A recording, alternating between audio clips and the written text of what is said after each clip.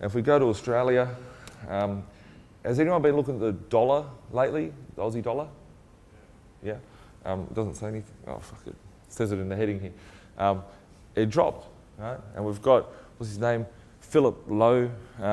He said that the Australian dollar is on track for its worst one-day fall in nearly 2 years, following the Reserve Bank boss's Philip Lowe's comments rate cut was likely with the growing concerns over the local economy, right? Liquidity is being sucked out of the system. What's going to happen on this occurrence? I've actively, and may not have seen it lately because I just know it's never going to go anywhere, so I don't waste my time.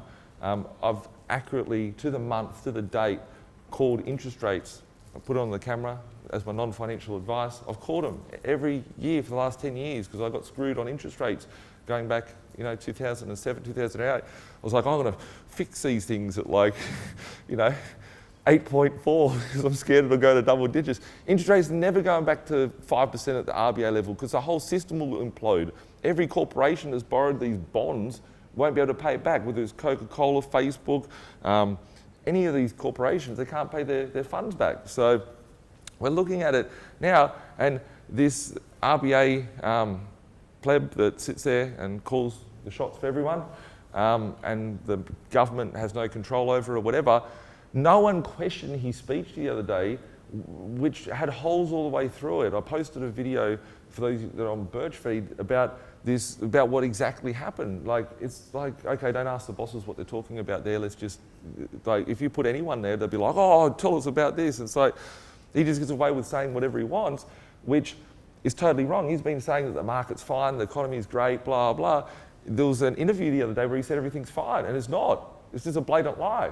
It's like saying, oh yeah, there's no chance of a bushfire, and you're looking straight at me, and out the back there's a fucking fire, and all the trees are gone, the lakes are evaporated. That's what's happening through the media and the propaganda.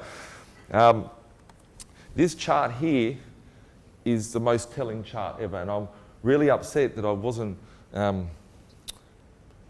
care factor, I'm taking a screenshot to prove stuff. I didn't do this like a month ago, right?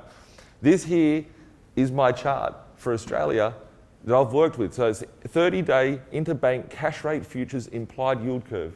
It's a handy resource to have for here in Australia. This is normally accurate to 3 months. After that, it's inaccurate. But you can see the trajectory of where things are actually heading with the markets around the world globally. That is the RBA official rate, the top line at the moment.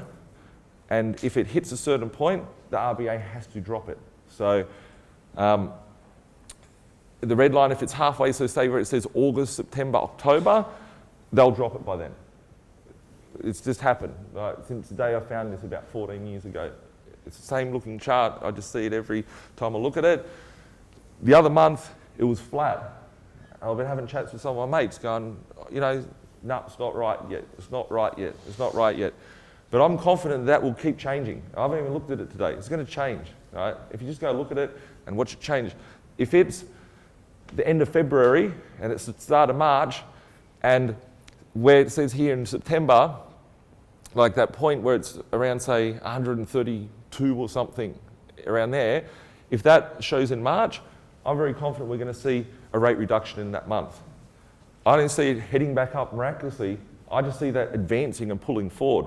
So I personally think that over the course of the next 90 to 120 days, we're going to see interest rates come down. That's my thought. So that's my prediction on it. Non-financial advice, don't go make any changes to your financial life on that. But let's just observe it, right? Because what the news has been saying is, everything's fine. Now they're starting to come out and say, it could potentially come down. But we can make adjustments towards this. When I said about fixing interest rates, the potential of it 12 months ago, 9 months ago in mentoring and that, what I'd calculated is that it'll take 12 months for it to start coming down, but then how quickly is it going to fall off? We don't know, right? But if it takes another 6 months for it to come down by 1%, and you're fixing it at 4% back then, and it was 5.2 variable, well, it's got to drop by 1%. And the bank's got to pass it on before you'd be at a break even, and then you've made it up for the 6 months or 12 months prior to that. So, for it to fall negative, the research that I put on last week's mentoring, when I looked in Denmark, It's because I was expecting to see this. The thing that made me go to the site, I'm like, shit, this is ready, this is going to be here. I know what's going to be on this page if I open it up. And it's like, the data's there. And I went and looked at Denmark and I was like, fuck, this is great, right? We're going to 0% interest rates. I made a call at, who came to my buyer's agency Christmas party last year? Do you remember I said interest rates would go to zero? Like specifically, they'd go to zero this year? I made a call and I made sure it was on camera. So I had it. And I did a prediction on YouTube and I was like, it's going to zero, right? And I made a call last year before August that would see a potential of 2 rate rises of 0.25%, 2.25% rate rises before the market shits itself. If not, it would potentially go up to a maximum of 4. And I said this would occur before August, right? And we saw, everyone goes, no, the interest rates didn't go up because they haven't gone up for the years. But the bank bill rates on the US Treasury 10-year were going up.